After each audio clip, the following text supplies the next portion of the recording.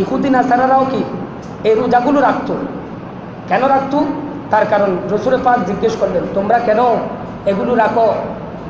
ইহুদিদেরকে জিজ্ঞেস করলেন, এই ইহুদিরা তোমরা কেন? যখন মদিনা শরীফের মধ্যে রসুল পাক সাল্লাল্লাহু তাআলা আলাইহি ওয়াসাল্লাম মক্কা থেকে হিজরত করলেন, তখন দেখতেছেন ইহুদি নাসারা ওরাও আশুরার দিনকে সম্মান করে, আশুরার দিনকে তাজিম করে, আশুরার দিনকে সম্মানের তাজিমের জন্য ওরাও সেই দিন রোজা রাখত। সেই দিন ওনারা যখন রোজা রাখত, রসুলে পাক জিজ্ঞেস করলেন, এই ইহুদিরা তোমরা কেন এগুলো রোজাগুলো কেন রাখো? তখন বললেন, হে রসুলে পাক সাল্লাল্লাহু তাআলা আলাইহি ওয়াসাল্লাম, আমরা রোজা রাখার কারণ হলো আমাদের যে মুসা কালিমুল্লাহকে যে ফেরাউন যখন ওনাকে মেরে ফেলার জন্য যখন দৌড়াচ্ছিল, তখন বনি ইসরাইলের মধ্যে বনি ইসরাইলের যে কওম মুসা আলাইহিস সালামের দলকে ওই দিনের মধ্যে আশুরার দিন দেখাই দিয়েছিল। আশুরার দিন আল্লাহ পাক সুবহানাহু ওয়া তাআলা ফেরাউনের কাছ থেকে রক্ষা করেছিলেন বিদায় আমরা সেই রোজাগুলো পালন করি। জোরে বলুন সুবহানাল্লাহ। বনি ইসরাইলের এক কওমকে রক্ষা করেছিলেন, মানে আমাদেরকে এই দিন নাজাত দিয়েছিলেন। ওরা বলে যে আমাদেরকে সেদিন নাজাত দিয়েছিলেন আর ফেরাউনকে সেদিন ধ্বংস করে দিয়েছিলেন, সেই জন্য আমরা আশুরার রোজাগুলো রাখি। এরকম যখন বলছেন, তখন রসুল পাক সাল্লাল্লাহু আলাইহি ওয়াসাল্লাম বলছেন, এ ইহুদি নাসারা শুনো, তোমরা যেই জন্য রোজা রাখতেছ, তোমাদের নিয়ত যেটার জন্য তোমরা রোজা রাখো, এর চাইতে উত্তম হচ্ছে আমি যেভাবে বলি সেভাবে রোজা রাখা। এর চাইতে মুসা কালিমুল্লাহর চাইতে বড় নিয়ামত হচ্ছে আমার আল্লাহ এখন আমি রসুলকে পাঠানো, এটা হচ্ছে সবচেয়ে বড় নিয়ামত। এখন আমাকে মানো, আগেরগুলো হবে না। সেই জন্য ইহুদি নাসারার মতো রোজাগুলো রাখার জন্য নিষেধ করেছেন। এরপরে আশুরার দিন সম্পর্কে, আশুরার সিয়াম সম্পর্কে রসুল সাল্লাল্লাহু আলাইহি ওয়াসাল্লাম আরও বলেছেন, ইউকাফফারুস সানাতাল মাদিয়া। রসুল পাক বলছেন, এই দিনের সিয়াম গত এক বছরের পাপ মার্জনা করে। তো আপনি এক বছরের যেই গুনাহ করেছেন সমস্ত গুনাহকে মাফ করে দেবে আশুরার শুধুমাত্র একটা রোজা রাখলে। আশুরার দিন অর্থাৎ আশুরার দিন একটা রোজা রাখলে আল্লাহ পাক সুবহানাহু ওয়া তাআলা এক বছরের গুনাহ মাফ করে দেবে। এটা রসুল পাকের হাদিসে পাকের মধ্যে প্রমাণিত। এরপরে বলছেন, এই দিনে রসুল সাল্লাল্লাহু আলাইহি ওয়াসাল্লাম আশুরার দিনে সিয়াম পালন করতেন। খুব খেয়াল করবেন, রসুল পাক উনিও আশুরার দিন রোজা রাখত। যখন আশুরার দিনে যখন রোজা রাখতেন, তখন রসুল পাক নিজেও রোজা রেখেছেন এবং সাহাবায়ে কেরামকেও নসিহত করেছেন, উৎসাহ দিয়েছেন, হে আমার সাহাবায়ে কেরামগণ, তোমরাও আশুরার দিনে রোজা রাখো। রোজা রাখা এটা উত্তম। তোমরা যদি রোজা রাখো আল্লাহ তোমাদেরকে অনেক সওয়াব দান করবেন, তোমাদের গুনাহগুলো মোচন করে দেবেন। তখন রসুল পাক সাল্লাল্লাহু তাআলা আলাইহি ওয়াসাল্লামকে বলছেন, এই ইয়া রাসূলুল্লাহ, ওগো দয়ার নবী, মায়ার নবী, আমরা যে আশুরার দিনে যে রোজা রাখবো, কিন্তু আশুরার দিনে তো ইহুদি নাসারাও রোজা রাখতেন, ইহুদিরাও রোজা রাখতেন, নাসারাও রোজা রাখতেন। এই দিনকে তো তারাও সম্মান করতেন, তারাও তাজিম করতেন। তখন রসুল পাক সাল্লাল্লাহু আলাইহি ওয়াসাল্লাম বলছেন, ইনশাআল্লাহ আমরা আগামী বছর একটা নয়, আমরা দুটা, কমপক্ষে আগে এবং পরে, আশুরার আগে এবং পরে, একটা হোক, দুটা হোক, অথবা তিনটা, আমরা আশুরার রোজা রাখবো। জোরে বলুন সুবহানাল্লাহ। আর মানি রসুল পাক সাল্লাল্লাহু তাআলা আলাইহি ওয়াসাল্লাম বলছেন, আশুরার আমরা একটা রোজা রাখবো না, আমরা কয়টা রোজা রাখবো? আগে এবং পরে দুটা অথবা তিনটা রোজা রাখবো। আমরা দুটা হোক অথবা তিনটা হোক রোজা রাখবো, তার মানে একটা রাখবো না। তার মানে রসুল পাক সাল্লাল্লাহু তাআলা আলাইহি ওয়াসাল্লাম বলছেন, এই আমার সাহাবায়ে কেরামগণ শুনো, তোমরা আশুরার দিনে একটা নয় রোজা রাখবে যে দুটা, অর্থাৎ এটা 9 তারিখ, 10 তারিখ, 11 তারিখ, অথবা তিনটা রাখলে 9 তারিখ, 10 তারিখ, 11 তারিখ। আর যদি দুটা রাখলে এই 10 তারিখ, 11 তারিখ, অথবা 9 তারিখ, 10 তারিখ, 9 তারিখ, 10 তারিখ। আর যদি তিনটা রাখো 9 তারিখ, 10 তারিখ, 11 তারিখ। আর যদি 10টা রাখো তাহলে একেবারে একদম শুরু থেকে মুহররম মাসের 1ম তারিখ থেকে 10ম তারিখ পর্যন্ত রোজা রাখবে। এগুলো রাসূল পাক সাল্লাল্লাহু আলাইহি ওয়াসাল্লাম আমাদেরকে বলছেন। রোজার ব্যাপারে অসংখ্য হাদিস, রোজার ব্যাপারে শুধু একটা নয়, দুটা নয়, এগুলো আমি হাদিসে পাকের মধ্যে অসংখ্য অসংখ্য হাদিস এখানে পেয়েছি। এরপরে বলছেন রাসূল পাক সাল্লাল্লাহু তাআলা আলাইহি ওয়াসাল্লাম কিন্তু ওই এরপর দিন দেখেন পরের বছর অর্থাৎ এর পরের বছর রাসূল পাক সাল্লাল্লাহু তাআলা আলাইহি ওয়াসাল্লাম সাহাবায়ে কেরামকে যে বলেছিলেন আমরা ইনশাআল্লাহ আগামী বছর আমরা কি করব, আমরা রোজা রাখব। কিন্তু যিনি বর্ণনা করছেন হাদিস খানা হযরত আব্দুল্লাহ ইবনে আব্বাস রাদিয়াল্লাহু তাআলা উনি বর্ণনা করতেছেন, উনি বলছেন রাসূল পাক সাল্লাল্লাহু তাআলা আলাইহি ওয়াসাল্লাম ওই দিন এর পরের বছর ইন্তেকাল করেছেন। তার মানে আশুরার দিন আর পাইনি, আশুরার দিন আর পাই নাই রাসূল। খেয়াল করুন, আশুরার দিন রাসূল পাক আর পাই নাই। সেজন্য এই হাদিস থেকে আমরা জানতে পারতেছি রাসূল পাক সাল্লাল্লাহু তাআলা আলাইহি ওয়াসাল্লাম ইনশাআল্লাহ বলেছেন। ইনশাআল্লাহ মানি ইনশাআল্লাহ দিয়ে বুঝাচ্ছে যে যদি আল্লাহ যদি ইচ্ছা করেন, আল্লাহ যদি বাঁচিয়ে রাখেন, তাহলে আমরা আগামী বছর কি রাখবো। সেই জন্য আমরা কোনো কাজ করার সময় ইনশাআল্লাহ বলতে হবে।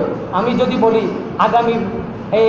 আগামী দিন আমি অমুক কাজে যাব, বা আগামী দিন ওই কাজ করব, বা আগামী দিন এই কাজ করব, তখন আমাদের থেকে বলতে হবে ইনশাআল্লাহ আমি ওই কাজ করব, ইনশাআল্লাহ বলতে হবে। আমরা কিন্তু অনেকে ইনশাআল্লাহ বলি না কাজ করার সময়। যদি আপনি আল্লাহ যদি বাঁচিয়ে রাখে, আপনি যদি বলেন আমি আজকে রাতে ঘুমাচ্ছি, সকালে উঠে ওই কাজ করতে যাব, ওই কাজে যাব, ব্যবসার উদ্দেশ্যে যাব, বা অমুক কাজে যাব, কিন্তু এখানে আপনার থেকে ইনশাআল্লাহ বলতে হবে। ইনশাআল্লাহ না বললে সেখানে বরকত হবে না, আর এটা মিসগাইড হতে পারে, যে কোনো সমস্যাও হতে পারে। কারণ সেখানে আপনি যদি রাতের মধ্যে যদি অনেক মানুষ আছে রাতে ঘুমিয়েছেন, এইভাবে মারা গেছে, রাতেই মারা গেছে, সে আর সকালে উঠতে পারে নাই, সেই জন্যই ইনশাআল্লাহ বলতে হবে। এরপর হচ্ছে আরেকটা হচ্ছে যারা এটার ইনশাআল্লাহর অর্থ হলো আপনারা যারা বেঁচে থাকবেন তারাই এটা আমল করবেন, এবং সাথে সাথে সমস্ত উম্মতগণ আখেরি জামানার সমস্ত উম্মতগণ এই আমলগুলো করবে। তার মানে আমাদেরকে নসিহত করে গেছেন একটা নয় আশুরার রোজা, অর্থাৎ 2টা অথবা 3টা, অথবা তুমি পুরো মাস রাখো, একটা রাখিও না, এটাই আদেশ করেছে। এরপর হচ্ছে হযরত আব্দুল্লাহ ইবনে আব্বাস রাদিয়াল্লাহু তাআলা হাদিসে পাকের মধ্যে ইরশাদ করেছেন সুমু ইয়াউমা আশুরা ওয়া খালিফু ফীহিল ইয়াহুদা সুমু ক্বাবলাহু ইয়াওমান আও বা'দা ইয়াওমা। রাসূল পাক সাল্লাল্লাহু আলাইহি ওয়াসাল্লাম বলছেন, এই হাদিস খানা ইরশাদ করতেছেন আব্দুল্লাহ ইবনে আব্বাস রাদিয়াল্লাহু তাআলা বলছেন, এ আমার উম্মত শুনুন, রাসূল পাক ঘোষণা দিচ্ছেন উম্মত তোমরা আশুরার একটা রোজা রাখবে না, ইহুদিদের বিরোধিতা করো। তার মানে ইহুদিরা যে একটা রোজা রেখেছিল তোমরা একটা রোজা রাখবে না, তাদের বিরোধী করেই তোমরা 2টা অথবা 3টা এভাবে আশুরার রোজা পালন করো। জোরে বলুন সুবহানাল্লাহ।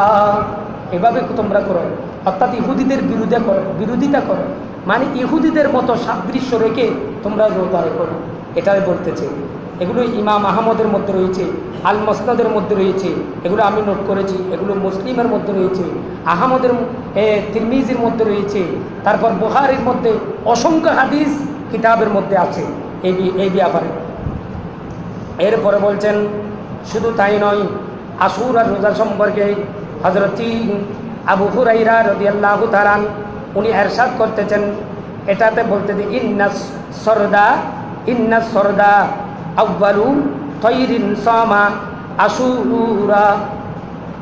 দেখেন রাসূল পাক সাল্লাল্লাহু আলাইহি ওয়াসাল্লাম হাদিসে পাকের মধ্যে ইরশাদ করেছেন, এই হাদিস কানা আবু হুরায়রা রাদিয়াল্লাহু তাআলা বর্ণনা করেছেন, হে আমার উম্মত শুনো, পৃথিবীর জমিনের মধ্যে সর্বপ্রথম যারা আশুরার রোজা রাখে জীবজন্তুদের মধ্যে এমন একটা পাখি রয়েছে যার নাম হচ্ছে শারদ নামক একটা পাখি। ওই পাখি সর্বপ্রথম রোজা রাখে। জোরে বলুন সুবহানাল্লাহ। জীবজন্তু পর্যন্ত আশুরার রোজা রাখে, তার মধ্যে হচ্ছে শারদ পাখি প্রথম নম্বরে রোজা রাখে। খেয়াল করুন। এরপরে বলতেছেন আশুরার মধ্যে জীবজন্তু জঙ্গলের মধ্যে যেগুলো জানোয়ার রয়েছে তারা পর্যন্ত রোজা রাখে।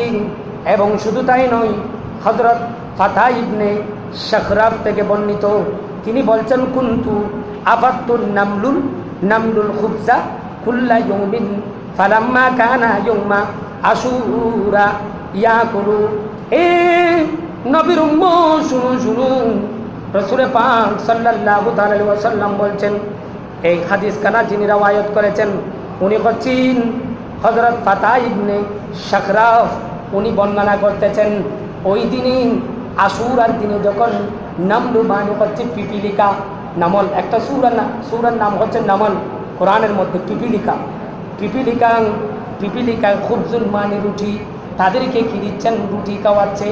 আশুরার দিনে যখন পিপিলিকাকে যখন রুটি দিচ্ছেন, উনি যখন রুটি দিচ্ছেন দেখতেছি আশুরার দিনে ওই পিপিলিকাগুলো আর খুবজুন তার মানে রুটি খাচ্ছে না, ইয়াকুলু তারা সেগুলো খাচ্ছে না।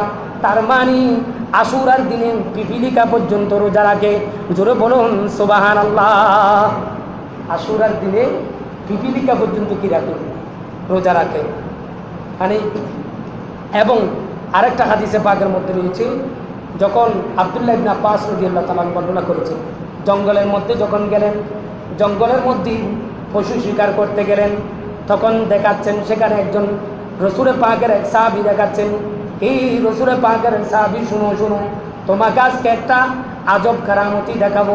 আজব কারামতি মানে জীবজন্তু যেগুলো রয়েছে আসরের সময় যখন তাদেরকে যখন খাবার দিচ্ছেন, জঙ্গলের মধ্যে সমস্ত জীবজন্তুগুলো আসছেন, কিন্তু খাবার যখন দিচ্ছে তারা খাচ্ছে না, সেগুলো তারা উপর দিকে দেখে আছে কখন সূর্য অস্ত যাবে, কখন ইফতারের টাইম হবে।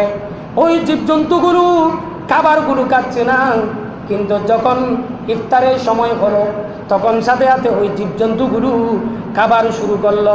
জোরে বলুন সুবহানাল্লাহ। ওই জীবজন্তুগুলো খাবার শুরু করলো।